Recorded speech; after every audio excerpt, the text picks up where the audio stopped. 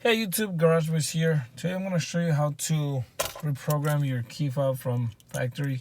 I just bought this one off of Amazon. I'll have all the information in the description if you're curious to buy one. It's under $20, like $15 or so.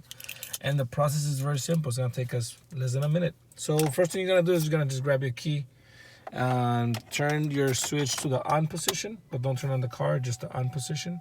And then you're going to come in here to your right and you're going to press the little car with the little eye symbol, and you're gonna press that a couple of times until you get to this option right here. Press the check mark to relearn a remote key. So you're gonna press and hold the check mark until you hear the little beep. Okay, which is active now. I think it was right away. And now you're gonna just get your remote and press the lock and unlock at the same time. Hold them in.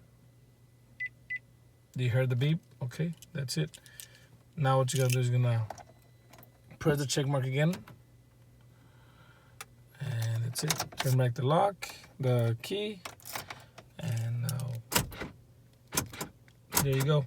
Now you can use the push on start button as well, where you lock the car, but I don't think mine will do it because my check engine light is on. If your check engine light is on, you won't be able to turn on your car with the push on start. But my alarm works. That's it. All right, guys. Thanks for watching. If it helped, please like and subscribe. Thank you very much. Take care.